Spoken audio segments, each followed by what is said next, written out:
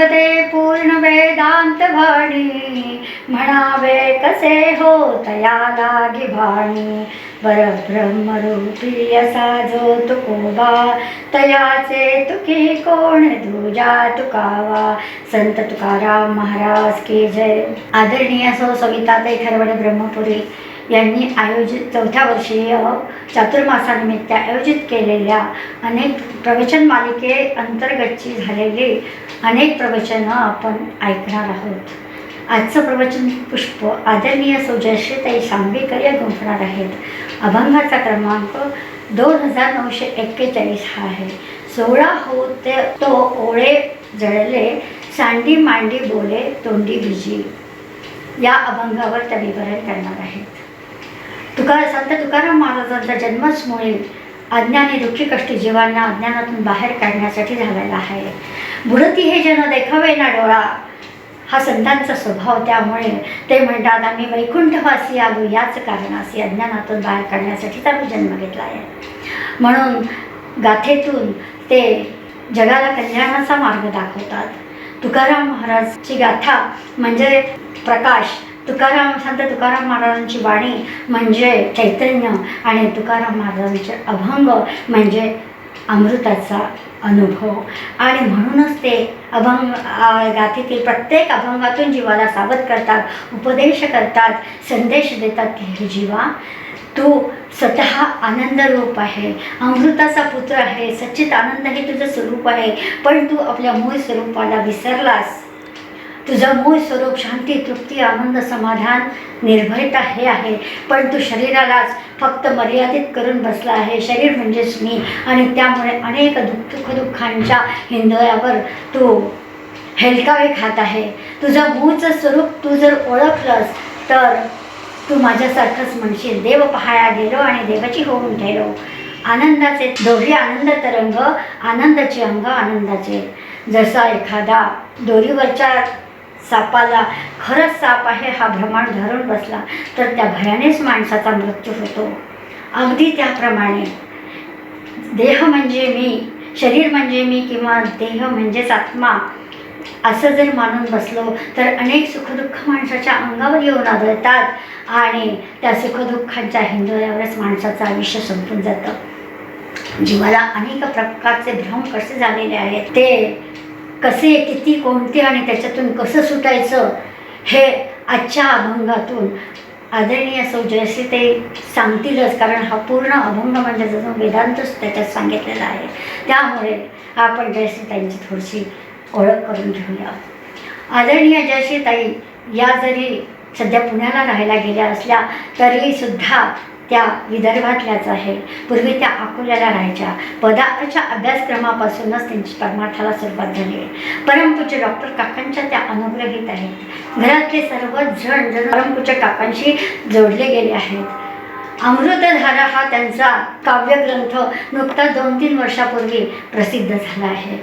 तसेच बंधुतयते हे परमपूज्य डॉक्टर काकांचं चरित्र त्यांनी थोडक्यात ओवीबद्ध रचलेलं आहे. कारण अनेक वर्ष त्यांना काकांचा सहवास लाभलेला आहे. त्या उत्तम गृहिणी आहेत, उत्तम प्रवचनकार आहेत. नागपूर, पुणे, मुंबई, बुलढाणा, यवतमाळ आणि अमरावती अशा अनेक ठिकाणी त्यांची प्रवचनं झालेली आहेत. सध्या त्या पुण्यामध्ये अभ्यासवर्ग घेतात. त्यांच्याबद्दल किती बोलावं आणि किती नाही असंच आहे, तेवढं कमीच पडेल. पण वेळेची मर्यादा राखून त्यांना प्रवचन करा नाही अशी विनंती करते. श्रीराम समर्थ. कबीराचे विणतो शेले, कबीराचे विणतो शेले, कौशल्यचा राम बाई, कौशल्यचा राम. भाबड्या ह्या भक्तासाठी, भाबड्या ह्या भक्तासाठी देव करी काम. कौशल्यचा राम बाई, कौशल्यचा राम. एक तारी घेऊन हाती, एक तारी घेऊन हाती, भक्त गाई गीत. एक तारी घेऊन हाती, भक्त गाई गीत. एक एक धागा जोडी, धागा जोडी, धागा जोडी.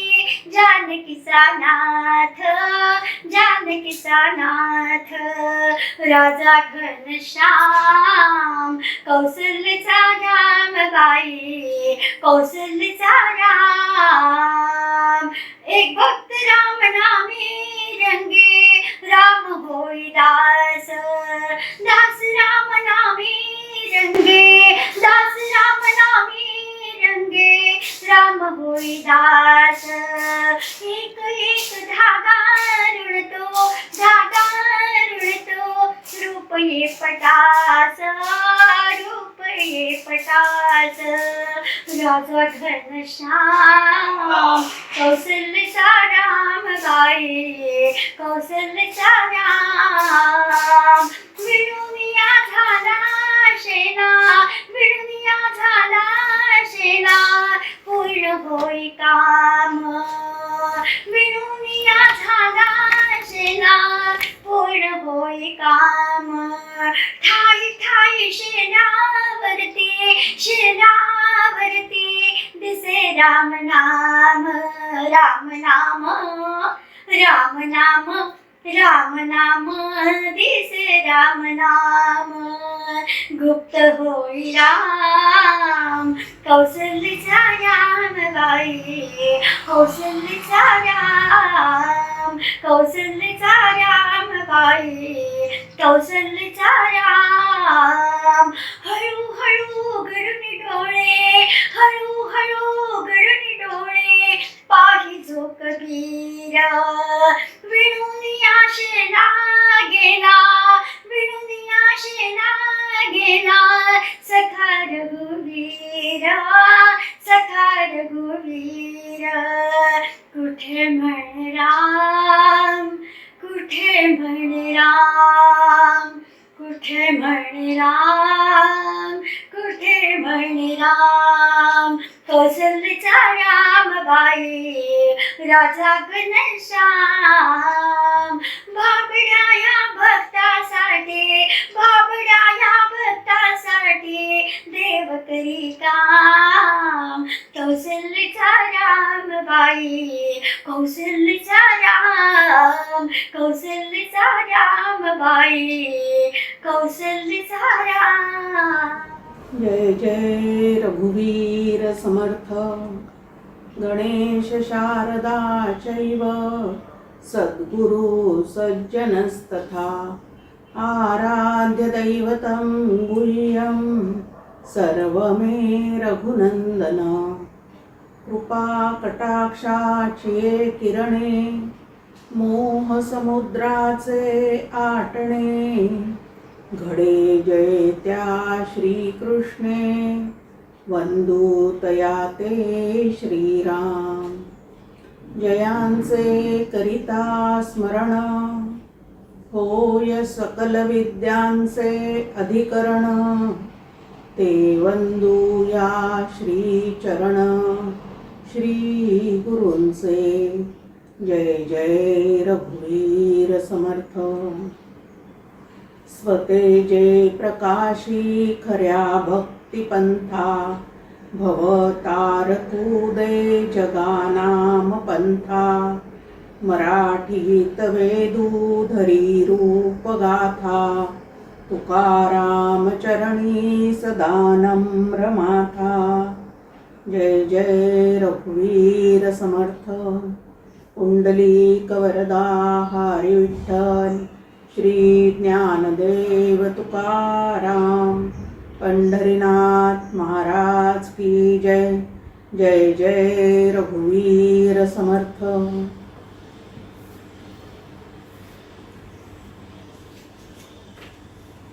चातुर्मासामध्ये श्रवण यज्ञ करणाऱ्या सर्व साधकांना मनपूर्वक अभिवादन करते.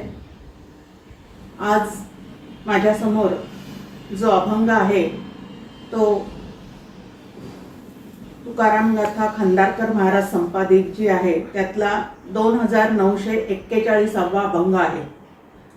सोवळा होऊ तो ओवळे जडले सांडी मांडी बोले तोंडी बीजी एकसरी केली कलेवरी साठी एकसरी केली कलेवरी साठी आता नका तुटी पाया सवे आता नका तुटी पाया सवेल, संकल्पी विकल्प पापाचा सुकाळ, संकल्पी विकल्प पापाचा सुकाळ, रज्जू सर्प मूळ मरणाचे, रज्जू सर्प मूळ मरणाचे, तुका म्हणे हेतू ब्रह्मांडा चाळिता, तुका म्हणे हेतू ब्रह्मांडा चाळिता, मी का करू चित्ता पांडुरंगा, मी का करू चित्ता पांडुरंगा. जय जय रघुवीर समर्थ. सुरुवात 16 आणि ओवळा या 2 शब्दांनी या अभंगाची झालेली आहे. खरं तर 16 आणि ओवळं हे हल्लीच्या जमान्यामध्ये हे शब्द तरी सगळ्यांना माहिती आहेत का, हा एक मोठा प्रश्न आहे. पण श्रवण करणारे तुम्ही आम्ही जे आहोत ते जरा मागच्या पिढीतले असल्यामुळे हे 2 शब्द आपल्या चांगल्या परिचयाचे आहेत. सुरुवातीलाच आधी एक या 16 ओव्याचा छान अर्थ समजून सांगणारा एक दृष्टांत मंदाताईंनी दिलेला सांगते. म्हणजे नेमकं 16 म्हणजे काय आणि ओवळं म्हणजे काय हे आपल्याला लक्षात यायला मदत होईल. पूर्वीच्या काळी सणावाराच्या दिवशी सोवळ्यात स्वयंपाक करण्याची पद्धत होती. तर एक भगिनी स्वतःच्या घरी काही कुळाचार कुळधर्म होता म्हणून सोवळ्यात झालेली होती स्वयंपाक करण्यासाठी. साधारण 30-35शीतली ती भगिनी, 1-2-2.5 वर्षाचं तिला एक मूल होतं. तर सोवळ्यात झालेली होती, स्वयंपाक करायला लागली त्यावेळेला मुलगा झोपलेला होता. पण झोपेतून उठल्यानंतर सगळ्या मुलांना साधारण उठल्या उठल्या कोण पाहिजे असते तर आई पाहिजे असते की उठल्या उठल्या आईनी कडेवर घ्यावं. आजूबाजूला आई दिसली नाही म्हणून रडायला सुरुवात केली. वडिलांनी घेतलं, आजोबांनी घेतलं, आजीने घेतलं, पण थांबायला तयार नाही. तर त्याला आईकडेच जायचं होतं. आता आई सोवळ्यात आणि हा ओवळ्यात. आता त्याला जर आईकडे जायचं असेल तर काय करावं लागेल. तर मग त्या आजी ज्या त्याच्या होत्या त्यांनी काय केलं तर त्याचं अंगातलं झबलं काढलं आणि टोपलं सुद्धा काढलं आणि सगळे कपडे अंगातले काढून त्याला सोवळं केलं. म्हणजे तो जो ओवळ्यात होता ते त्याला सोवळ्यात केलं आणि मग तो काय झाला तर आईकडे जाऊ शकला. आता सोवळ्यात असणाऱ्या आईकडे जर त्याला जायचं होतं तर अंगातलं काय काढावं लागलं त्या मुलाच्या, तर झबलं टोपलं काढावं लागलं. तसं मंदाताई म्हणतात की त्या सोवळ्यात असणाऱ्या भगवंताकडे म्हणजे निर्गुण निराकार असणाऱ्या त्या भगवंताकडे, इथं सोवळं शब्दाचा अर्थ आहे अत्यंत शुद्ध आणि स्वच्छ झालेला. कारण स्नान केल्याशिवाय तर सोवळं सिद्धच होऊ शकत नाही. आणि ज्या कपड्यांना दुसऱ्या कुठल्याही माणसाचा स्पर्श झालेला नाही असे कपडे अंगावर चढवले की ते सोवळ्यात असतं. मग निर्गुण निराकार परमात्मा ज्याला कशाचाच संग नाही म्हणून तो सोवळ्यात आहे. आणि त्याला भेटायला जाणाऱ्या आम्ही जे आहोत ते मात्र अनेक गोष्टीचा संग लागलेला असल्यामुळे ओवळ्यात आहोत. मग आम्हाला जर सोवळ्यात असणाऱ्या त्या भगवंताची भेट घ्यायची असेल तर इकडं कसं त्या मुलाचे काय काढलेले आहेत सोवळ्यात असलेल्या आईकडे जाण्यासाठी, तर त्याचं अंगडं आणि टोपडं काढलेलं आहे. तसं परमपूज्य मंदाताई सांगतात की अहंकाराचं टोपडं आणि ममतेचं झबलं अंगातून काढल्याशिवाय त्या निर्गुण निराकाराची नकली भेट होऊ शकत नाही. जर त्याच्याकडे आम्हाला जायचं असेल म्हणजे सोवळ्यात होऊन त्याच्याकडे आम्हाला जायचं आहे तर मग आम्हाला अहंता आणि ममता या 2 गोष्टी चित्तातून काय केल्या पाहिजेत तर काढून टाकल्या पाहिजेत, त्यांचा निराश केला पाहिजे. त्यावेळेलाच आम्हाला सोवळ्यात असलेल्या त्या ब्रह्माला पूर्णपणे जाणता येईल, त्याच्याशी एकरूप होता येईल. आता इथं सुद्धा तुकाराम महाराज म्हणतात की ही जी सोहळ्याची कल्पना आहे त्याप्रमाणे भगवंताची पूजा करताना त्या मूर्तीला सुद्धा पारशाने शिवू नये असं म्हणतात. म्हणजे ओवळ्यात असताना शिवू नये, स्पर्श करू नये. म्हणून आम्ही काय करतो तर आम्ही स्नान करतो, धूत वस्त्र अंगावर घालतो किंवा रेशमी एखादं जे कद नावाचं वस्त्र असतं ते आम्ही नेसतो आणि मग त्याच्याकडे जातो. मग असं सोवळं नेसून आम्ही भगवंताकडे जातो. मग आता स्थूल देहाला आम्ही काय केलेलं आहे सोवळ्यात केलेलं आहे आणि त्याला सोवळ्यात करून आम्ही जेव्हा भगवंताची पूजा करायला जातो तर आमचा सूक्ष्म देह त्यावेळेला ओवळ्यात असलेला आम्हाला जाणवतो. 4 देह आपल्या ठिकाणी आहे, स्थूल, सूक्ष्म, कारण आणि महाकारण. तर स्थूल देहाला सोवळ्यात करण्यासाठी आम्ही शुद्ध स्वच्छ असं स्नान करून येतो आणि रेशमी वस्त्र अंगावर घालतो किंवा धूत वस्त्र, ज्याला दुसऱ्या कोणी स्पर्श केलेला नाही असे वस्त्र अंगावर चढवतो आणि स्थूल देहाला सोवळ्यात करतो. पण स्थूल देह सोवळ्यात झाला आणि सूक्ष्म देह जो आहे तो कायमचा ओवळ्यात असला तर आम्हाला त्या शुद्ध स्वच्छ परमात्म्याशी गाठ घेता येईल का, त्याला भेटता येईल का? कारण नाही निर्मळ मन काय करील साबण, असं तुकाराम महाराजांचा एक अभंग आहे. आता इकडं आमच्या सूक्ष्म देहाला कशाचा स्पर्श झालेला आहे तर काम क्रोधादी जे विकार आहे त्या विकारांचा स्पर्श अंतःकरणाला जोपर्यंत सतत होतो आहे तोपर्यंत त्या विटाळामुळेच आम्ही काय झालेले आहोत, तो ओवळे झालेले आहोत. मग स्थूल देह जो आहे तो सोवळ्यात करणं सोपं आहे, पण सूक्ष्म देह जो आहे त्याला सोवळं नेसवणं म्हणजे काम क्रोधादी गोष्टींपासून स्वतःला दूर करणं हे जे आहे ते अत्यंत अवघड आहे. पण ते केल्याशिवाय तर आम्हाला शुद्ध आणि स्वच्छ परमात्मा जो आहे, ज्याला समर्थ रामदास स्वामी विमल ब्रह्म असं म्हणतात, की ज्याला कुठलाच मळ नाही, द्वंद्व नाही, त्रिपुटी नाही, विकार नाही, कुठलाच मळ ज्याच्या ठिकाणी नाही, असं ते ब्रह्म जे आहे ते सोवळ्यात आहे, म्हणजे अत्यंत शुद्ध आहे. इथं सोवळं आणि ओवळं शब्दाचा अर्थ आपल्याला लक्षात घ्यायचा आहे की सोवळं म्हणजे शुद्धता आणि ओवळं म्हणजे अशुद्धता.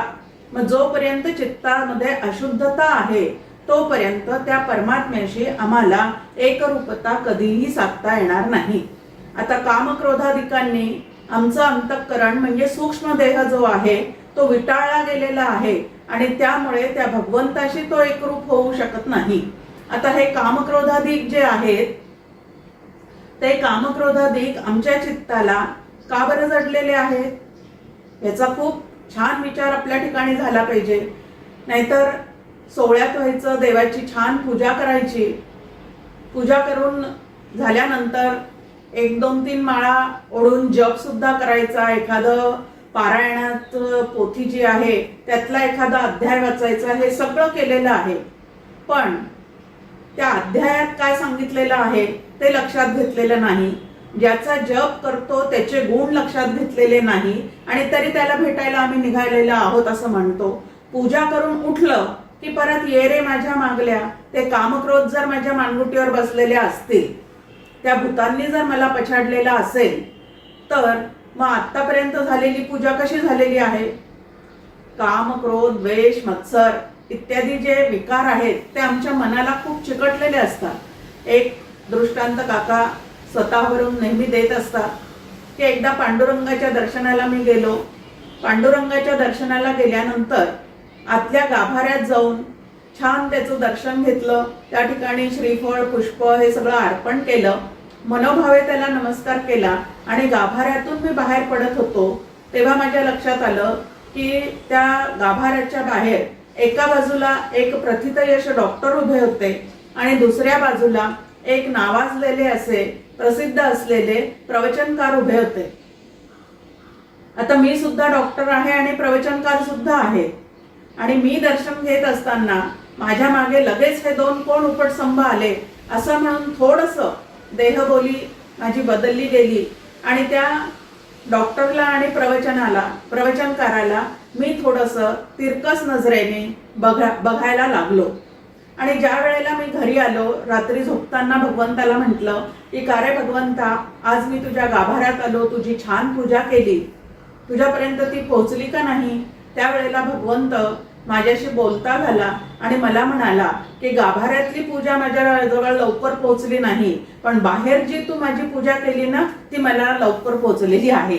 आता बाहेरची पूजा म्हणजे कोणाची पूजा केलेली आहे तर तुझ्यासारखेच एक सजीव असणारे डॉक्टर आणि प्रवचनकार, त्यांच्याकडे बघत असताना तुझ्या मनात किंचित काय झालेलं आहे तर त्या ठिकाणी तुलना, स्पर्धा याचा तुला स्पर्श झालेला आहे आणि त्यामुळे तुझं अंतःकरण काय होऊन गेलेलं आहे, त्या ठिकाणी तर विटाळ लागल्यासारखं झालेलं आहे. मग ती पूजा माझ्याजवळ लवकर पोहोचली. म्हणजे भगवंताला हे अजिबात मान्य नाही. मग डॉक्टर काका गमतीने म्हणतात, त्या भगवंतांनी माझ्याकडे जर अत्यंत प्रेमाने पाहावं असं मला वाटत असेल तर मी अशी बाहेर जी पूजा केली त्या पद्धतीने पूजा करून चालणार आहे का? मग मी जर इतरांकडे या नजरेने पाहिलं तर तो विठ्ठल माझ्याकडे प्रेमपूर्वक बघेल का मला बघून घेईल, असा कॅच क्वेश्चन काका आपल्याला विचारतात की भगवंतानी माझ्याकडे प्रेमाने बघावं, मला जवळ घ्यावं, आपला म्हणून कुरवळावं, असं जर मला वाटत असेल तर त्याच्यासारखं मी होऊन राहता आलं पाहिजे. आणि माझ्या स्वभावासह मी जसा आहे तसाच, आणि तरीही त्यांनी मला कुरवळावा असं वाटत असेल तर तो मला बघून घेतल्याशिवाय राहणार नाही. मग भगवंताने अत्यंत प्रेमाने माझ्याकडे पाहावं असं जर मला वाटत असेल तर माझी जबाबदारी काय आहे? माझा भगवंत जसा गुणसंपन्न आहे, सगुण साकार रूपाने तो अत्यंत गुणसंपन्न आहे आणि निर्गुण रूपाने तो गुणातीत आहे, तर व्यावहारिक जीवन उत्तम चालण्यासाठी मला गुणसंपदा त्याच्याकडनं कमवायची आहे आणि त्याच्या खऱ्या स्वरूपाला गवसणी घालण्यासाठी मला गुणांच्या पलीकडे सुद्धा जायचं आहे. म्हणजे सोवळ्यात होऊनच मला त्या भगवंताकडे जायचं आहे, शुद्ध होऊन, स्वच्छ होऊन, निर्मळ होऊन. मग आता शुद्ध, स्वच्छ आणि निर्मळ हे फक्त स्थूल देहाला केलं आणि आतला देह जो सूक्ष्म देह आहे, कारण सगळे व्यापार जरी स्थूल देह आम्हाला करताना दिसत असले तरी सुद्धा आतमध्ये जसे विचार आहेत, जसे संकल्प आहेत, तसा बाहेरचा देह आमचा काम करत असतो. म्हणून जबाबदारी जी साधकांवर आहे ती आतल्या देहाला शुद्ध आणि स्वच्छ करणे, म्हणजे सूक्ष्म देहाला, मनबुद्धीला शुद्ध आणि स्वच्छ करणे ही साधकाची खूप मोठी जबाबदारी आहे. आणि ती जबाबदारी पार न पाडता ज्या वेळेला आम्ही त्या विठ्ठलाकडे, भगवंताकडे जायला निघतो त्यावेळेला मात्र आमची फजिती झाल्याशिवाय राहत नाही. एक खूप सुंदर अभंग एकनाथ महाराजांचा याच्या स्पष्टीकरणासाठी आपल्या समोर आहे. देह शुद्ध करुनी हरीसी भजावे आणि कांचे नाठवावे गुण दोष. आता पहा, इथं सुद्धा देहाला शुद्ध करायला सांगतात. आता गुणदोष आठवण्याचं काम जे आहे ते स्थूल देह करतो का अंतःकरण करतं? इतरांचे गुणदोष जे तुम्हाला आम्हाला दिसतात ते स्थूल देहाला दिसलेले असतात का अंतःकरणाने जाणलेले असतात? तर अंतःकरणाने ते जाणलेले असतात. आणि इतरांच्या गुणदोषांमध्ये जोपर्यंत आमचं चित्त अडकून पडलेलं आहे तोपर्यंत या भगवंताकडे आमचं चित्त लावता येईल का आम्हाला? मग देहाला शुद्ध करायचं असेल तर इतरांचे गुणदोष पाहू नका. पाहायचेच असतील तर भगवंताच्या ठिकाणचे उत्तम गुण बघा. आणि समर्थ रामदास स्वामी आपल्याला म्हणतात की दास म्हणे रघुनाथाचा गुण घ्यावा, की आपल्याला आपलं शुद्धीकरण जर अंतःकरणाचं करायचं असेल तर त्या भगवंताचे गुण जे आहेत ते आपल्या ठिकाणी घेण्याचा आपण प्रयत्न केला तर आपल्या ठिकाणचे अवगुण जे आहेत ते अवगुण आपल्या मनातले दूर निघून जातील. आणि गुणसंपदा, दैवी गुणसंपदा जर आम्ही कमावली तर दैवी गुणसंपदेचं सोवळं नेसून आपल्याला त्या भगवंताची छान पूजा करता येईल. आता पूर्ण एकनाथी भागवत जे आहे त्यामध्ये सगळ्यात जास्ती प्रहार नाथ महाराजांनी कशावर केलेले असतील तर परनिंदा जी आपल्याला सांगितलेली आहे की 3 निषेधामध्ये एक परनिंदा सांगितलेली आहे. परधन पाहू नका, परनिंदा करू नका आणि परस्त्रीकडे पाहू नका. हे 3 निषेध आपल्या समोर ठेवलेले आहेत. म्हणजे ह्या गोष्टी तुम्ही करू नका. त्या गोष्टीचा विटाळ जर अंतःकरणाला झाला तर आपल्याला आपल्या भगवंतापर्यंत पोहोचता येणार नाही. आणि म्हणून ह्या 3 गोष्टी जाणीवपूर्वक टाळण्याचा प्रयत्न आपल्याला करायला सांगितलेला आहे. सर्व संतांनी असा प्रयत्न करायला सांगितलेला आहे.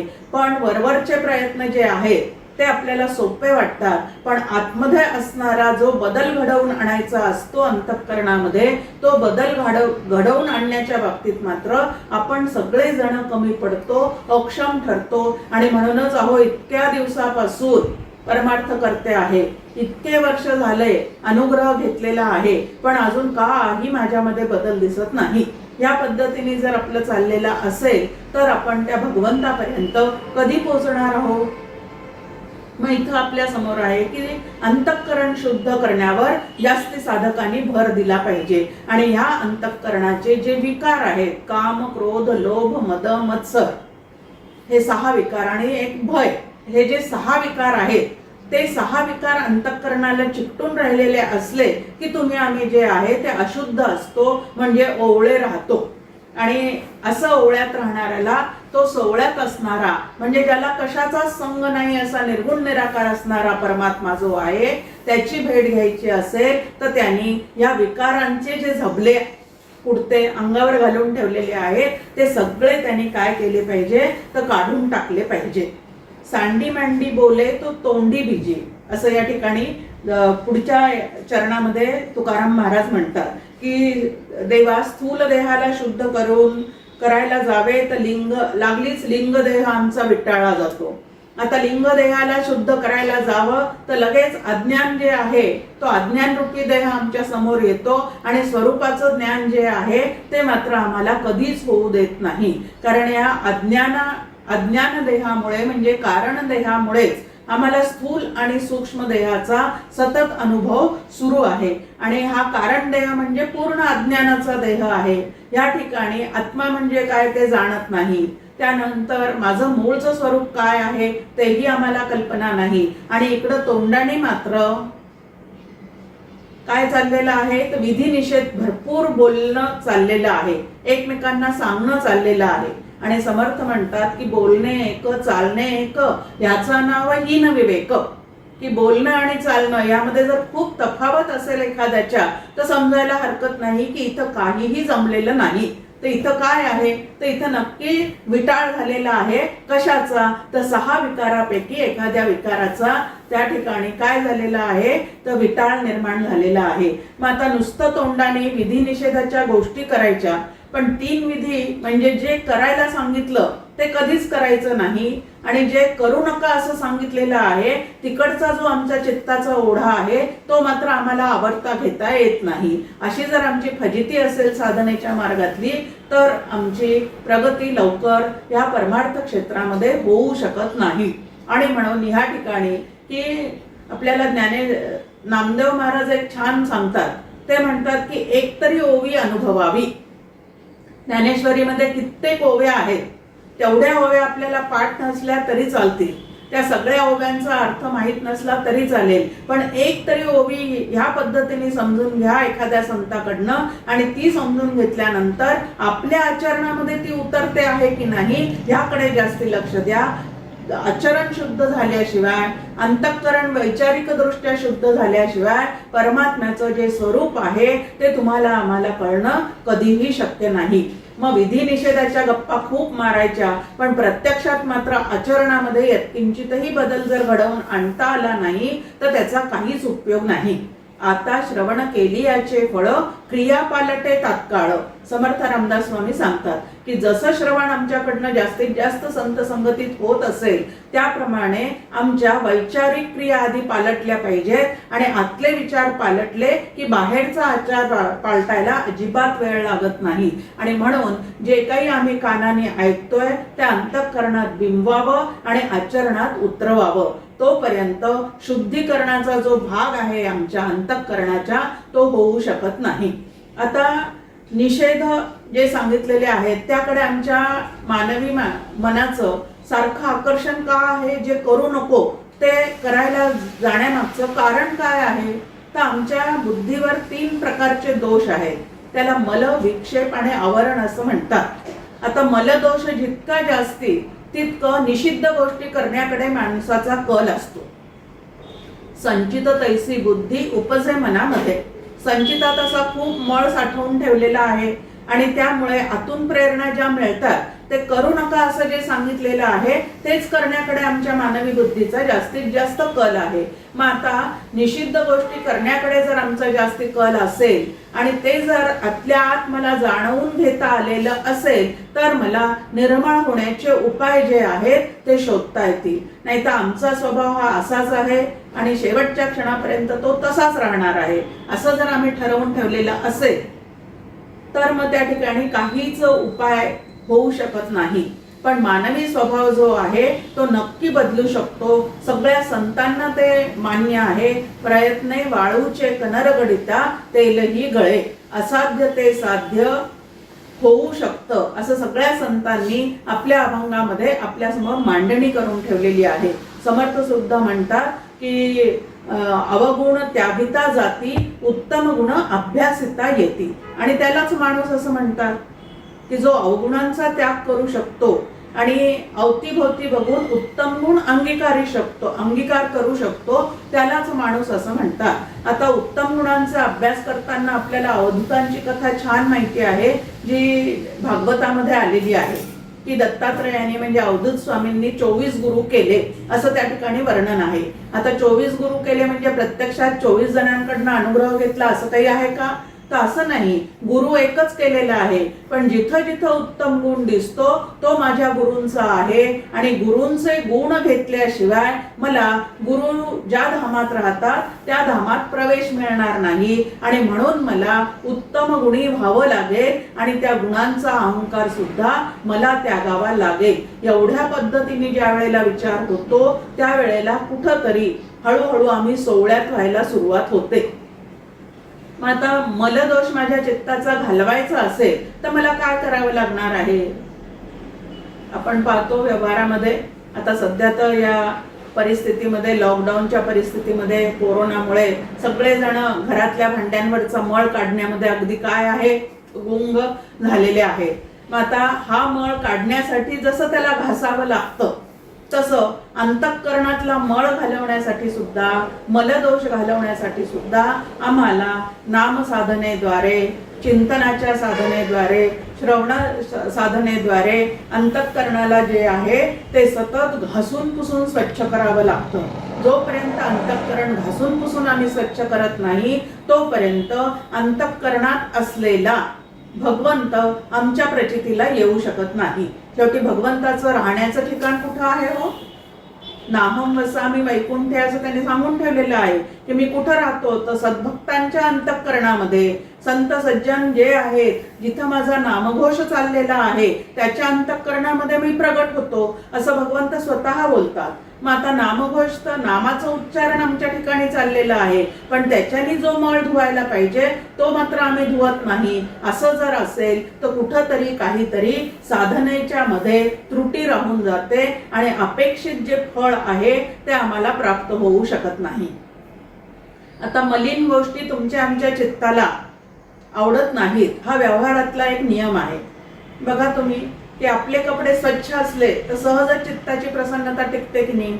मलिन कपडे घालून इकडं तिकडं वावरणारा माणूस पाहणाऱ्याला सुद्धा त्या ठिकाणी आनंद मिळत नाही आणि त्याला स्वतःला सुद्धा त्या ठिकाणी असा कितीसा आनंद मिळत असेल हे रामच जाणे. आपण काही त्याविषयी बोलू शकत नाही. पण मलिन कपडे घालण्यापेक्षा स्वच्छ कपडे जर अंगावर असतील तर आपल्याला त्याचा एक छान आनंद मिळतो.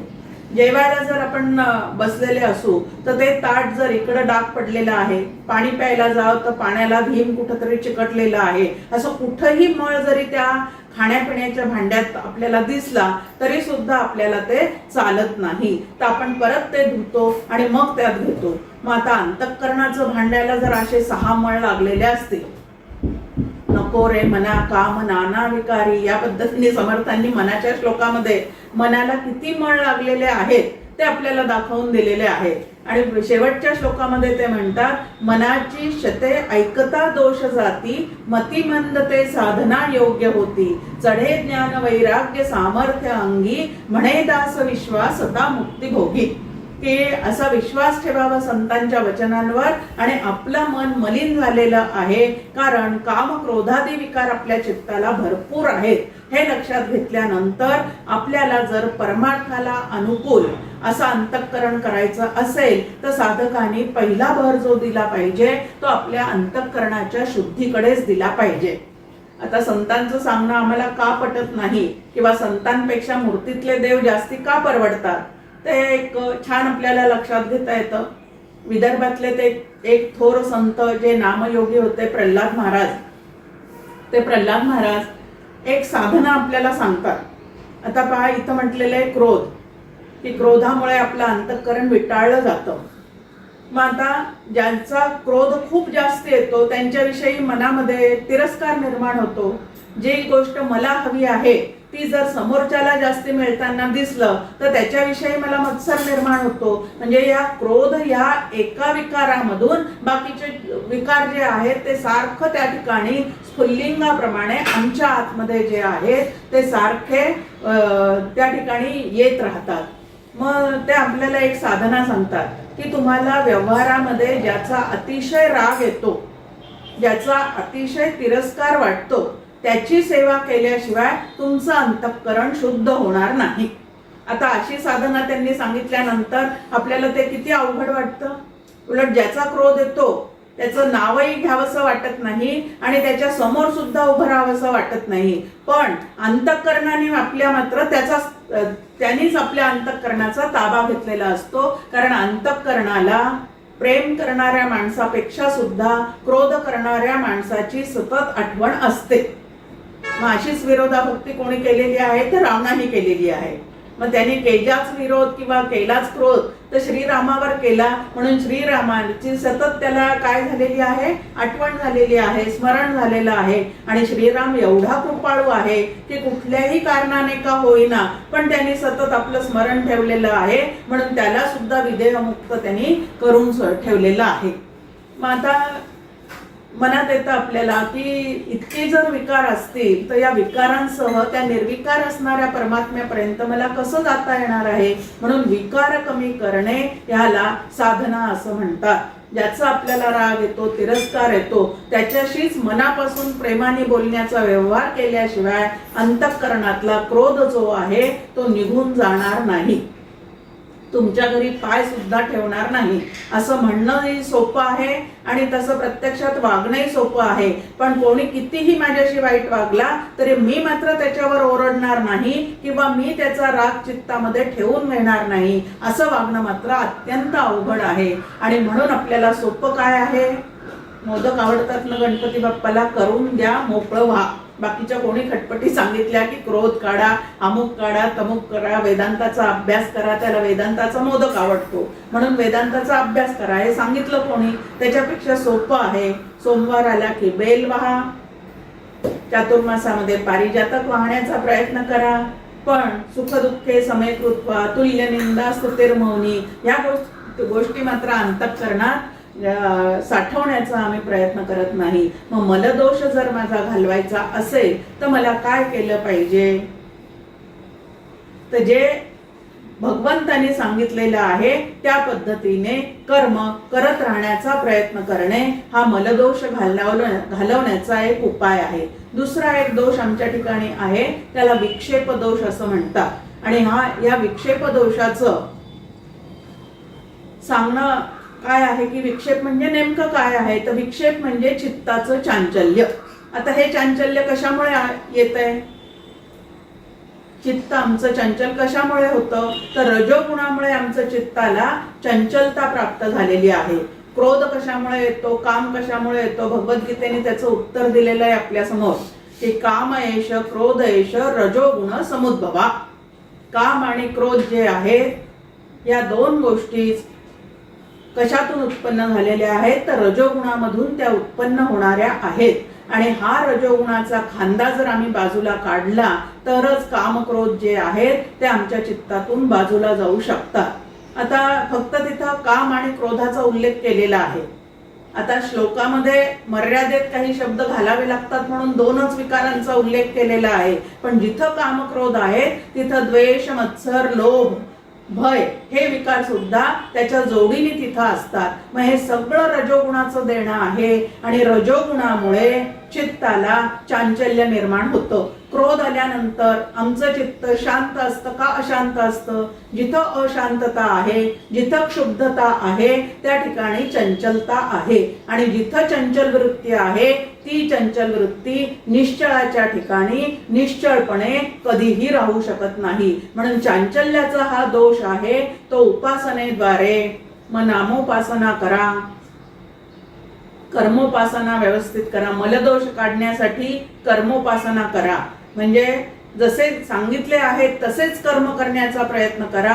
राग द्वेष रहित फलाशेचा त्याग करून जर कर्म करत राहिलो तर मलदोष जाणार आहे. त्यानंतर सकाम उपासनेचा त्याग करून निष्काम उपासना करण्याचा जर आम्ही सतत प्रयत्न करत राहिलो तर आमच्या चित्ताचा चांचल्य नावाचा जो दोष आहे तो जाणार आहे आणि चित्त जे आहे ते शांत होणार आहे. आणि आत्मज्ञानाची पूर्वतयारी म्हणून 2 गोष्टी आपल्याला सांगितलेल्या आहेत. त्या 2 गोष्टी कुठल्या? तर चित्ताची शुद्धी आणि चित्ताची शांती. चित्ताची शुद्धी जी आहे ती मलदोष गेल्यानंतर होते आणि चित्ताची शांती जी आहे ती स्वभावातलं चांचल्य निघून गेल्यानंतर होते.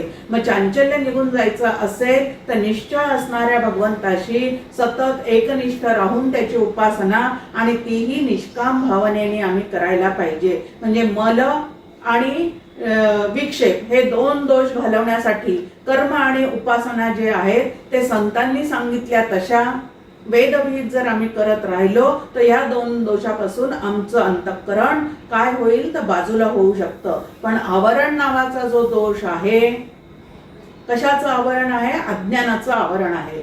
अहो, अज्ञान कशाला म्हणतात? तुम्ही आम्हाला अज्ञानी कसं काय म्हणता? कारण आम्ही तिसरा जो दोष आहे त्याला अज्ञान दोष असं म्हणतात.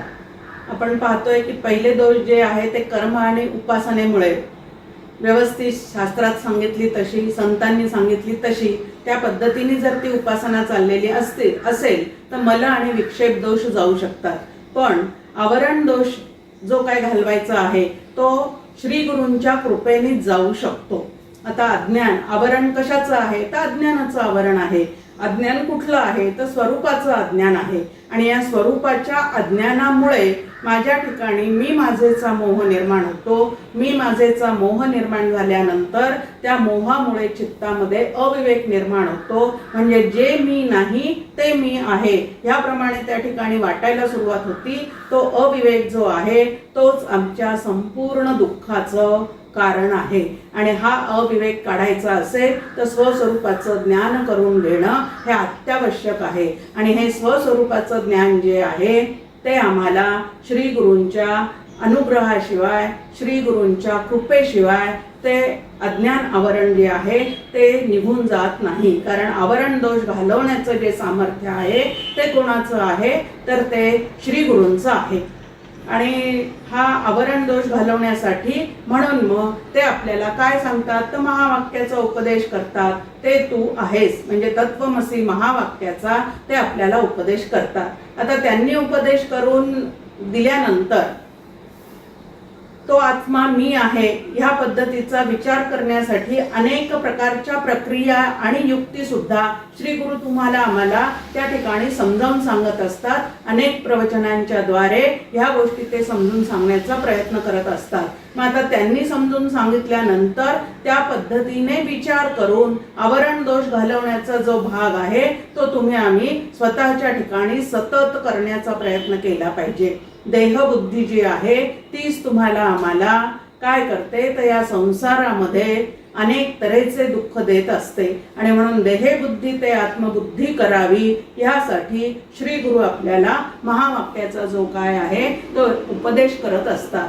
मग आता या महावाक्याचं चिंतन करत असताना शास्त्राचा अभ्यास करावा लागतो. ते शास्त्र सुद्धा श्री गुरु कृपेमुळेच आपल्याला समजत असतं. पण शास्त्राच्या अभ्यासामध्ये ज्या वेळेला त्या शब्दारण्यामध्ये आपण अडकून पडतो त्यावेळेला त्या शब्दांच्या द्वारे जिकडं आपल्याला लक्ष द्यायला सांगितलेलं आहे तिकडं जर आपलं लक्ष राहत नसेल म्हणजे लक्षाशी एकरूप होत नसेल तर मात्र या शब्दज्ञानाचा सुद्धा काहीही उपयोग होत नाही. त्याचा उलट अजून एक अहंकार चढतो की आता आम्ही कोण झालेले आहोत? ज्ञानमार्गी झालेले आहोत. आम्हाला आता सगळं शब्दज्ञान झालेलं आहे. ब्रह्म म्हणजे काय, माया म्हणजे काय हे सगळं आम्हाला समजायला लागलेलं आहे. सगळ्याच्या व्याख्या पाठ झालेल्या आहे. पंचीकरण म्हणजे काय, 4 महावाक्य म्हणजे काय हे सगळं तोंडपाठ असतं. पण तोंडपाठ असून जर ते आचरणात उतरवता येत नसेल, डॉक्टर काका नेहमी एक आपल्याला सूचना देतात सातत्याने आणि प्रेमाचा आग्रह करत असतात की शिकलेल्या सगळ्या शास्त्राचा उपयोग साधनेमध्ये करता आला पाहिजे. की शास्त्र जसं आहे तसं ते जीवनात उतरवण्याची एक कला सुद्धा आहे. आणि ही कला जोपर्यंत आपल्याला अवगत होत नाही तोपर्यंत स्वस्वरूपाचा अनुभवही येणार नाही. आणि अनुभव आला तर त्याचा आनंद सुद्धा टिकवता येणार नाही. कारण तो क्षणभंगूर अनुभव राहील आणि शब्दज्ञानाचा अहंकार मात्र आपल्याला चढत जाईल. आणि म्हणून ज्ञानेश्वर माऊली सुद्धा आपल्या समोर एक ओळी ठेवतात, नवला अहंकाराचे गोठी. न लगे विशेष ज्ञानापाठी अज्ञानापाठी अज्ञानाचे ज्ञानियाच्या झोंबे कंठी नाना संकटी नाचवी. या ठिकाणी ते म्हणतात की ज्ञानियांच्या मानेवर मात्र हे शब्दज्ञान झाल्याचं अहंकाराचं भूत जर बसलेलं असेल तर नाना संकटी नाचवी. त्याच्यापेक्षा काय आहे तर ज्याला माहिती नाही तो बरा. समर्थांच्या भाषेमध्ये एक मूर्ख आणि एक पडत मूर्ख. ते म्हणतात पडत मूर्खापेक्षा मूर्ख परवडला, की तो अज्ञानाने का होईना पण सुखी असतो. आपण नेहमी म्हणतो की अज्ञानी माणसं सुखी असतात, म्हणजे काय त्यांना काही माहिती नसतं तेच बरं असतं या पद्धतीने. पण माहिती झाल्यानंतर धड इकडचाही नाही आणि धड तिकडचाही नाही, मध्ये आधे मात्र तो अजूनच अभिमानाने काय झालेला असतो तर पूर्णपणे फुगलेला असतो. आणि अभिमानाने फुगलेले लोक ब्रह्मरूप होऊ शकत नाही. आता अभिमानाचा विटाळ सुद्धा आपल्या चित्ताला होऊ देऊ नये. आपला मुद्दा चाललेला आहे सोहळ्यात जाऊन त्या परमात्म्याला काय करायचं आहे तर भेटायचं आहे. मग पुढे या ठिकाणी म्हणतात तुकाराम महाराज की या सगळ्या खटपटी करण्यापेक्षा मला अत्यंत सोपं काय वाटतं भगवंता, आणि ते मी या ठिकाणी केलेलं आहे. काय केलेलं आहे तर माझा देहच तुला अर्पण करून टाकलेला आहे. म्हणजे चारीच्या चारी देह तुझ्या ठिकाणी काय केलेले आहेत तर समर्पित केलेले आहेत. आता चारी देह त्याच्या ठिकाणी समर्पित केले म्हणजे माझा स्थूल देह जो आहे तो तुझं कार्य करण्यासाठी झिजतो आहे. माझा सूक्ष्म देह जो आहे तो या ठिकाणी सतत तुझं स्मरण करत आहे. त्यानंतर अज्ञान माझ्या चित्तातलं घालवण्यासाठीच मी सगळे तऱ्हेचे प्रयत्न करत आहे. आणि ज्ञान जे काय आहे ते तुझ्या कृपेने होत चाललेलं आहे असा भाव असल्यामुळे त्या ज्ञानाचा सुद्धा माझ्या ठिकाणी अभिमान अजिबात चढत नाही. मग माझे चारही देह मी तुला समर्पित केलेले आहे. आता या देहाच्या निर्वाहाची काळजी मी कशाला करू. या पद्धतीने ते की एकसरी केली कलेवरीसाठी आता नका तुटी पायासवे. आता एकच प्रार्थना आहे की या चारी देहासह मी तुला शरण आलेला आहे आणि तू आता मला यत्किंचित सुद्धा काय करू नकोस तर दूर करू नकोस. आता वास्तविक पाहता भगवंत कधीही कोणाला दूर करत नाही. आस्तिक असो नास्तिक असो, सज्जन असो दुर्जन असो, या सगळ्यांसोबत निर्गुण निराकार परमात्मा जो आहे तो सतत राहत आलेला आहे. तो कोणालाच सोडत नाही, कारण तो सर्वत्र सदा समत्वानी आहे. सज्जन असू दे दुर्जन असू दे, चांगला असू दे वाईट असू दे, सगळ्यांची अभिव्यक्ती त्या अधिष्ठान रूप निर्गुण निराकार परमात्म्याच्या सत्तेवरच झालेली आहे. त्यामुळे तो कधीच कोणाला सोडत नाही. मग आता सगुण परमेश्वर जो आहे तो तरी कोणाला सोडतो का तर दुर्जनांना तो धडा दिल्याशिवाय सोडत नाही. आता इथं दुर्जनांना तो धडा दिल्याशिवाय सोडत नाही आणि सज्जनांना तो काय करतो तर त्यांच्या पाठीशी राहून कधीही त्यांना सोडत नाही. या पद्धतीने तो सगळ्यांसोबतच सगुण निर्गुण उभय रूपामध्ये असतो. आणि इथं तुकाराम महाराज म्हणतात की मी तुलाच तो वाहून टाकल्यामुळे आता मला या देहाची अजिबात काही काळजी करण्याचं कारण नाही. नाही तर तुम्हाला आम्हाला सारखी काय आहे माझ्या देहाचं काय होईल कसं होईल. सध्या परिस्थितीत तर आपण पाहतो सगळे भोग घेणं आपलं सुरू आहे. कित्येक ठिकाणी लग्न कार्य सुद्धा सुरू आहे, काही ठिकाणी मुलं जन्माला येणं सुद्धा सुरू आहे. हे सगळं चाललेलं आहे. पण प्रत्येकाच्या डोक्यावर एक मृत्यूची भीती जी आहे ती सद्यस्थितीमध्ये चिकटलेली आहे आणि चिंता आहे काय होईल कसं होईल, काय होईल कसं होईल. आता ही चिंता करण्याचं कारण काय आहे. देहबुद्धी जितकी जास्त तितकी देहाविषयी प्रपंचाविषयी कुटुंबाविषयी जी काय आहे ती चिंता आपल्या चित्ताला लागलेली असते. आणि जितकी चिंता जास्त तितकं भगवंताचं चिंतन जे आहे ते कमी होतं. छान पद्धतीने आपल्या समोर की चिंता नेहमी प्रपंचाविषयी असते आणि चिंतन जे आहे ते भगवंताविषयी असतं. मग आता चिंता जितकी जास्त तितकं बीपी हाय लो, तितकं शुगर कमी जास्ती, या पद्धतीने ते विकार जडलेले असतात. म्हणजे आधीच अंतःकरणात विकार आहेतच, त्यात या स्थूल देहाला सुद्धा या पद्धतीचे व्याधीचे विकार जडलेले असतात. म्हणजे स्थूल देहही बिघडलेला, सूक्ष्म देहही बिघडलेला आणि त्या परमात्म्याची भेट कधी होणार आहे. मग चिंता जी आहे ती नेहमी प्रपंचाविषयी असते आणि प्रपंचाविषयी चिंता कशामुळे वाटते तर त्या प्रपंचाचा कर्ता मी आहे कितीदाही आपण ऐकतो, एकमेकांना समजावून सांगतो, अहो झाडाचं वाळलेलं पान सुद्धा त्याच्या सत्तेशिवाय हलत नाही, असं एकमेकांना समजून सांगतो. मग झाडाचं पानही त्याच्या सत्तेशिवाय हलत नाही आणि आमचा प्रपंच मात्र आम्ही केल्याशिवाय होत नाही, हे कसं काय बरोबर जमतंय का? ह्याचा अर्थ प्रपंच सगळा तो पाहणार आहे म्हणून मी नुसतं गादीवर लोळत बसायचं असं नाहीये. जे करायला पाहिजे ते मीच करायचं आहे, पण करता करविता जर याचा कोण आहे तर तो भगवंत आहे, हे मला कायम लक्षात ठेवता आलं पाहिजे. पण ज्या वेळेला या प्रपंचाचा मी करता होऊन बसतो त्यावेळेला त्या प्रपंचाच्या चिंतेने अंतःकरणाला आमच्या कायम ग्रहण लागलेलं असतं. आणि तेही कसं आहे तर खंडग्रास ग्रहण, की त्या ग्रहणातून आम्ही आमची सुटका करूनच घेऊ शकत नाही. मग भगवंताचे चिंतन कसे करावे ते श्री गुरूंकडनं समजून घ्यायचं आहे, की सर्वत्र तो जर आहे तर त्याला सर्वत्र पाहण्याची कला काय आहे हे सुद्धा आम्ही श्री गुरूंकडनं समजून घेऊ शकतो. समर्थ रामदास स्वामी म्हणतात, मनी मानव व्यर्थ चिंता वाहते, अकस्मात होणार होऊन जाते. काय होईल कसं होईलचं चिंतन करत जरी आम्ही किती राहिलो तरी सुद्धा जे घडायचं आहे ते घडणारच आहे. याही पुढे जाऊन डॉक्टर काका एक आपल्याला नवीन भाषेमध्ये सांगतात की आमच्या जीवनात काय घडणार आहे ते जन्मापासून तर मृत्यूपर्यंतचे जे एपिसोड आहे ते सगळे एपिसोड आधीच काय झालेले आहेत तर आधीच पूर्ण तयार झालेले आहेत. मग आता क्रियमाण स्वातंत्र्याने आम्हाला ते एपिसोड शांतपणे पाहता आले पाहिजेत, एवढं आता लक्षात घ्यायचं आहे की आधीच सगळी ब्ल्यूप्रिंट आमची तयार आहे आणि ती आता आम्हाला या ठिकाणी काय करायचं आहे तर शांतपणे पाहायचं आहे. मग आता आपल्या चित्तामध्ये एवढी चिंता का बरं आहे? मी करता ऐसे म्हणसी तेणे तू कष्टी होसी, की कर्तृत्वाचं सगळं अहंकार आपण आपल्याकडे घेतो, भोक्तृत्वाचा अहंकार आपल्या मानेवर बसलेला आहे आणि म्हणून सतत दुःख करण्याचा प्रसंग जो आहे तो तुमच्या आमच्यावर येतो. जगत चालक जर तो भगवंत आहे तर माझ्या देहाचा चालक सुद्धा तो आहे, इंद्रिय चालक सुद्धा तो आहे, हे कायमचं लक्षात ठेवावं आणि त्याला समर्पित होऊन जीवन जगण्याचा प्रयत्न करावा. म्हणजे तुम्हाला आम्हाला त्या भगवंतापर्यंत नक्की पोहोचता येईल. या ठिकाणी तुकाराम महाराज म्हणतात, इकडं विधी निषेधाच्या खूप गप्पा मारायच्या, एकमेकांना त्याचे प्रवचन करून सांगायचे, पण अज्ञानाचं जे बीज आहे, आता अज्ञानाचं बीज काय आहे तर अज्ञानाचं बीज वासना हे आहे, अज्ञानाचं बीज मोह हे आहे आणि तो मात्र चित्तातून आम्ही अजिबात काढून टाकला नाही तर आम्ही त्या ज्ञान घन असणाऱ्या परमात्म्यापर्यंत कधी पोहोचणार आहोत? मग नुसत्याच गप्पा मारण्यापेक्षा प्रत्यक्षात थोडं तरी काहीतरी करण्याचा जो प्रयत्न आहे तो तुमच्या आमच्याकडनं झाला पाहिजे.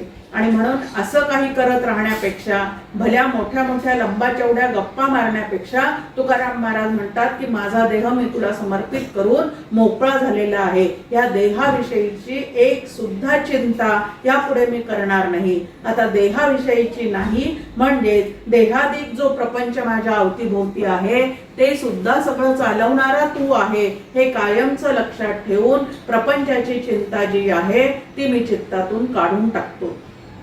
डॉक्टर काकांचं एक छान गीत आहे, कविता आहे, चिंतामुळी न करणे.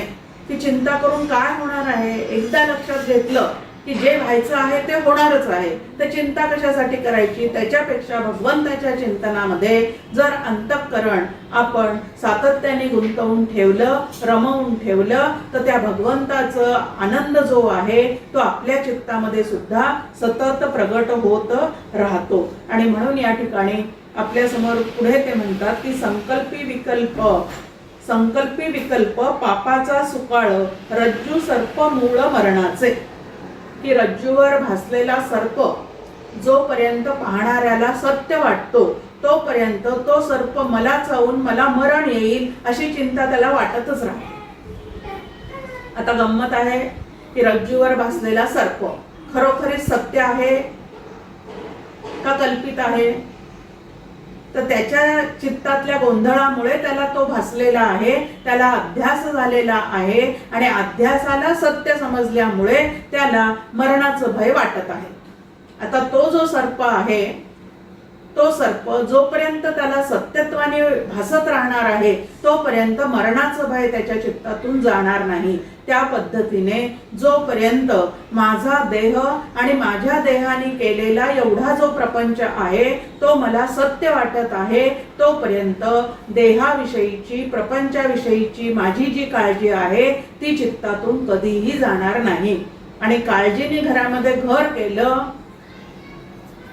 की काजळी धरायला सुरुवात होते. आणि काजळी जशी काचेला धरली की आतला प्रकाश जो आहे त्या ज्योतीचा प्रकाश त्या काचेमधून बाहेर येऊ शकत नाही. त्याप्रमाणे काजळीने घेरलेल्या अंतःकरणामध्ये भगवंताचा जो ज्ञान प्रकाश आहे तो आमच्यापर्यंत पोहोचत नाही. म्हणजे कितीही साधना जरी करत राहिलो तरी मी ब्रह्म आहे असा निश्चय बुद्धीचा कधीच होत नाही. मग आता संकल्पी विकल्प पापाचा सुकाळ की मी देह आहे या संकल्पामुळे जे आमच्याकडनं करणं सुरू झालेलं आहे त्याच्याच ठिकाणी पाप निर्मिती आहे. मागच्याही अभंगामध्ये आपण पाहिलं की परमार्थामध्ये मी देह आहे, जग सत्य आहे आणि मी कर्ता भोक्ता आहे असं समजणे, असा विचार करणे ह्यालाच पारमार्थिक पाप असं म्हणतात. आणि हे संतांकडनं ऐकल्यानंतर आपल्याला असं वाटतं की आपल्या ठिकाणी आपण केवढे पर्वत उभे केलेले आहेत त्या पापाचे. आता तेवढे पर्वत जर बाजूला करायचे असतील तर जेवढं करून ठेवलेलं आहे तेवढं घालवून टाकल्याशिवाय, जेवढा मळ निर्माण झालेला आहे तेवढा मळ धुवून टाकल्याशिवाय आम्हाला स्वस्वरूपाचं ज्ञान जे आहे ते कधीही होणार नाही.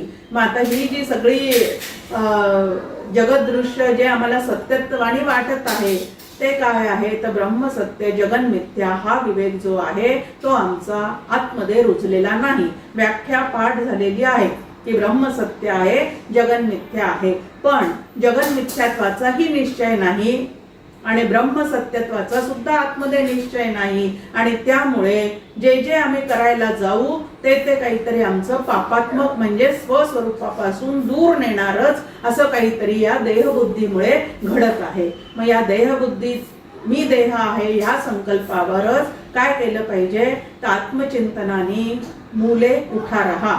मी देह आहे असं जेव्हा जेव्हा वाटेल तेव्हा तेव्हा मी देह नसून मी आत्मा आहे, कारण माझ्या श्री गुरूंनी मला तसं सांगितलेलं आहे. आणि श्री गुरु संत आणि शास्त्र सत्याशिवाय काहीही सांगत नाही असं दृढपणे विश्वासाने जोपर्यंत आम्ही मनावर घेऊन स्वतःला समजावत नाही तोपर्यंत ही देहबुद्धी जी आहे ती तुमची आमची कमी होऊ शकत नाही. मग देहबुद्धी ते आत्मबुद्धी करावी. मगाशी जे म्हटलं की एकनाथ महाराजांचा जो अभंग आहे त्यामध्ये सुद्धा एकनाथ महाराज म्हणतात की मला जनार्दन स्वामींनी सांगितलं साधने समाधी नकोपा उपाधी. कारण जितके साधन मी करण्याचा प्रयत्न करेल, जितकी समाधी लावण्याचा मी प्रयत्न करेल आणि ते जर व्यवस्थित न करता मी जर केलेल्या साधनेचा लावलेल्या समाधीचा अहंकारच जर माझ्या चित्तावर वाढवून घेत असेल तर हे सगळ्या साधना सुद्धा मला उपाधी सारख्याच राहतील. म्हणजे मूळच्या स्वरूपापासून त्या मला दूर नेऊन ठेवतील. मग त्याच्यापेक्षा सगळ्यात सोपं साधन काय आहे तर सर्व समबुद्धी करी मन. आता हरिपाठामध्ये सुद्धा आपल्या समोर आहे एक हरी आत्मा जीव शिव समा वाया तू दुर्गमी न घाली मन. किती सोपं आहे की परमार्थ जो सिद्धीला जाणार आहे तो कुठले कर्म करून सिद्धीला जाणार नाही. शुद्ध कर्म म्हणजे वेदविहित कर्म केलं तर चित्ताची शुद्धी देण्याचं फळ फक्त ते कर्म आम्हाला देऊ शकतं. वेदविहित उपासना केल्या तर चित्ताची शांती हे फळ ते आम्हाला देऊ शकतं. पण चित्ताचा चैतन्यात लय होण्यासाठी ज्ञान जे आहे श्री गुरूंनी दिलेलं त्याचाच या ठिकाणी आम्हाला काय करावं लागणार आहे तर सतत विचार करावा लागणार आहे. वस्तुसिद्धीर विचारेन न कष्टित कर्म कोटिभी असं शंकराचार्यांनी आपल्या समोर मांडून ठेवलेलं आहे की सर्व समबुद्धी चैतन्य नावाचं तत्व म्हणजे भगवंत म्हणजे खरा देव जो आहे तो सर्वत्र सदा समत्वानी भरलेला आहे असं जर तू सतत पाहण्याचा प्रयत्न करशील तर तुझ्या मनामध्ये अनुकूल प्रतिकूल नावाच्या गोष्टीच निर्माण होणार नाही. आणि अनुकूल प्रतिकूल निर्माण होणं म्हणजे नेमकं काय आहे आवड नावड आणि त्याच्यातूनच आमच्या ठिकाणी द्वंद्वाची काय होऊन जाते तर निर्मिती होऊन जाते. मग या द्वंद्वाचा समूळ नाश करायचा असेल तर जिथं दोनपणाने काहीच नाही असं एकमेव अद्वितीय असणारं चैतन्य सर्व ठिकाणी पाहण्याचा तुम्ही आम्ही काय केला पाहिजे तर प्रयत्न केला पाहिजे. सद्यस्थितीमध्ये अज्ञानामुळे आणि अविद्येमुळे आमच्या ठिकाणी काय झालेलं आहे तर अधर्माच्या ज्या गोष्टी आहेत त्या ठिकाणी धर्मबुद्धी निर्माण झालेली आहे की नाही सगळं जग ज्या अर्थी असंच वागतं ना त्या अर्थी तेच बरोबर आहे. म्हणजे चुकीच्या गोष्टींना त्या ठिकाणी प्रतिष्ठा प्राप्त झालेली असल्यामुळे आणि त्याच पद्धतीने जर आम्ही तसं वागत राहिलो तर आमचं सुद्धा नुकसान झाल्याशिवाय राहणार नाही. आणि म्हणून काय करायचं आहे तर संत सांगतील त्याप्रमाणे वागण्याचा आपण सातत्याने प्रयत्न करायचा आहे. इथं म्हटलेलं आहे की ह्या पापांचा जो सुकाळ झालेला आहे तो आता आवर्ता घेण्यासाठी पापाचं निर्मूलन करण्यासाठी मी काय करायला पाहिजे तर आपाप विद्ध पाप पुण्याच्या पलीकडे असणारं असं जे भगवंताचं स्वरूप आहे त्या स्वरूपाचं अखंड अनुसंधान ठेवण्याचा आपण आपल्या ठिकाणी प्रयत्न केला पाहिजे. आणि तुकाराम महाराज या ठिकाणी म्हणतात की इतकं सोपं आहे. ज्ञानेश्वरीमध्ये सुद्धा आपल्या समोर सांगितलेलं आहे की जीवा ब्रह्मत्व आहे संकल्प लोपी, की तू जो संकल्प करून ठेवलेला आहे मी देह आहे तेवढ्या संकल्पाचा त्याग कर आणि मी ब्रह्म आहे असा विचार कर. एवढ्या संकल्पाचा त्याग केला की स्वस्वरूपाचं ज्ञान जे आहे ते त्या ठिकाणी ठेवलेलंच आहे. ते होणार आहे ते कोणी देणार आहे असा भाग नाहीये. श्री गुरु आम्हाला साधन रूपाने ते सांगणार आहेत पण प्रत्यक्ष ज्ञान जे आहे ते मी देह आहे या संकल्पाचा त्याग केल्यावर आणि मी आत्मा आहे असं अंतःकरणात बिंबवल्याशिवाय तो होणार नाही. आवरण दोष जो आहे तो या ठिकाणी त्या पद्धतीचा घालवता येणार नाही. आणि म्हणून काय करायचं आहे परत आपण नाथांच्या अभंगाकडे जाऊ. म्हणे जनार्दन घेई अनुताप सांडीपा संकल्प एकनाथ, की आता खूप चुकीचा संकल्प करून ठेवल्यामुळे माझ्याकडे भरपूर पाप जमा झालेला आहे असं तुला वाटतं आहे ना, वाटतं आहे त्याचा पश्चाताप होतो आहे ना. मग आता अनुताप घे. म्हणजे काय करतो मी देह आहे हा जो संकल्प आहे तो सोडून दे. तेवढा संकल्प सोडून दिला की मग जे काय आहे ते आपल्या स्वरूपाचं त्या ठिकाणी दर्शन होणार आहे. आणि म्हणून कुठलं सोवळं आणि कुठलं ओवळं आहे तर साधकाचं लक्षण सांगताना आपल्या समोर दासबोधामध्ये सुद्धा एक छान असं मार्गदर्शन आहे की खरा जो साधक आहे तो कसा असतो तर कामापासून सुटला क्रोधापासून पळाला मदमत्सर सांडिला एकीकडे. हे सगळं अंतःकरणात तसंच ठेवून आपण कितीही साधना जरी केल्या तरी अंतःकरण शुद्ध आणि स्वच्छ होणार नाही. आता अंतःकरण शुद्ध आणि स्वच्छ करण्यासाठी कसा प्रयत्न करायचा असतो ते पाहण्यासाठी एक दृष्टांत सांगते. आमच्या घरी म्हणजे अकोल्यात आम्ही असताना गीता ज्ञान यज्ञ असं जवळजवळ 2.5-3 वर्ष कार्यक्रम चालला. दर महिन्याला मंदाताई घरी यायच्या आणि भगवद्गीता जी आहे ती एक अध्याय आम्हाला समजून सांगत असत. आता सांगतेचा दिन आला आणि सांगतेला डॉक्टर काका आणि मंदाताई आणि अजून साधक वर्गातले जे आमचे बंधू भगिनी आहेत ते असे भरपूर लोक त्या ठिकाणी सांगतेच्या दिवशी येणार होते. जरा मोठ्या प्रमाणावरचा तो कार्यक्रम होता. आणि आपल्याला माहिती आहे की कसं असतं कुठलाही ज्ञानयज्ञ वगैरे चालू असताना तो श्रवण यज्ञ करायला लोक कमी असतात पण नंतर यज्ञाचा प्रसाद घ्यायला भरपूर लोक असतात. त्याप्रमाणे सांगतेच्या दिवशी भरपूर लोक त्या दिवशी घरी आमच्या येणार होते. आता भरपूर लोक येणार म्हटल्यानंतर पाणी सुद्धा भरपूर पाहिजे साठा घरात आणि त्यात विदर्भात राहणारे अकोल्यात पाण्याचा तुटवडा. मग ज्या दिवशी पाणी येईल त्या दिवशी भरपूर पाणी भरून ठेवायचं म्हणून आमच्या आजी सासूबाईंच्या वेळेचे जे काही तांब्याचे हंडे वगैरे होते ते माळ्यावरून आम्ही खाली काढले. आता ते हंडे खाली काढल्यानंतर त्याचं जे बाह्यंग रूप होतं ते पाहिल्यानंतर मुलं मला म्हटले की आई या हंड्यातलं पाणी आम्ही पिणार नाही, तुला प्यायचं असेल तर तू पी, आम्ही मात्र या हंड्याला हात लावणार नाही त्यातलं पाणी पिणार नाही. आता ते मुलं शाळेत निघून गेले. नंतर 4-5 तासांनी घरी आले. घरी आल्यानंतर त्यांना पाण्याने भरून ठेवलेले भांडे दिसल्यानंतर ते चकचकीत तांब्याचं भांड पाहिल्यानंतर आम्ही ह्याच्यातलं पाणी पिणार म्हणाले. आता मुद्दा काय चाललेला आहे, माळ्यावरून ज्या वेळेला ते भांड आम्ही खाली काढलं तेव्हा त्याचं रूप आणि रंग कसं होतं, तर अत्यंत मलिन झालेलं होतं. त्याच्यावर कीटण चढलेलं होतं. कशामुळे झालेलं होतं, तर बरेच दिवसामध्ये त्याच्यावरून हात फिरवला गेला नव्हता आणि ते घासलं गेलेलं नव्हतं. वर्षातून एकदा दिवाळी आल्यानंतर आपण ते भांडे स्वच्छ करायचे आणि परत वर ठेवून द्यायचे, कारण रोजच्या वापरण्यामध्ये ते नव्हतंच आमच्या. मग आता ते खाली काढल्यानंतर त्याचं मूळचं रूप परत प्रगट व्हावं म्हणून त्याच्यावर आम्ही 3-4 प्रकारच्या प्रक्रिया केल्या. पहिल्यांदा काय केलं, आधी पेपर घेऊन घासून काढलं, म्हणजे वरचा जो मळ आहे तो आधी निघून जाईल म्हणून एक पेपर घेऊन खूप त्याची घसाई केली. त्यानंतर त्याच्यावर पाणी टाकलं, मग चिंच भिजत घातलेली होती ती चिंच त्याला लावली. त्यानंतर पितांबरीने एकदा घासलं, राखेने एकदा घासलं आणि परत पाण्याने धुतलं. त्यावेळेला तो हंडा जो आहे तो मूळच्या स्वरूपामध्ये परत प्रगट झाला.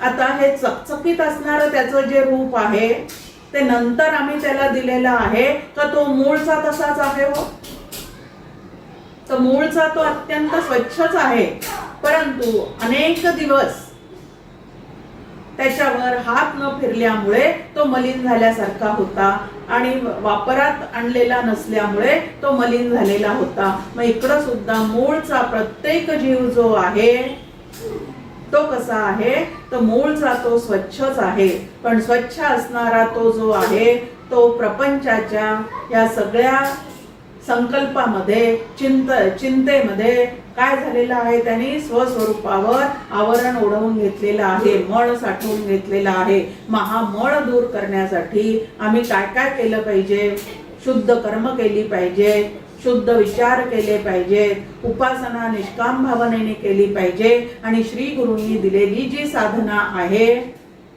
तत्वमसी महावाक्याचा जो उपदेश आहे तो उपदेश समजून उमजून आमच्या जीवनामध्ये पूर्णपणे उतरवला पाहिजे. आणि ह्या पद्धतीने ज्या वेळेला ही साधना होईल त्यावेळेला समर्थ म्हणतात त्याप्रमाणे झाले साधनेचे फळ, संसार झाला सफळ, निर्गुण ब्रह्म ते निश्चळ अंतरी बिंबले. की असं निर्गुण परब्रह्म अंतरी बिंबायचं असेल तर सगळ्यात महत्वाची साधना कुठली आहे, तर संकल्प शुद्धी करणे.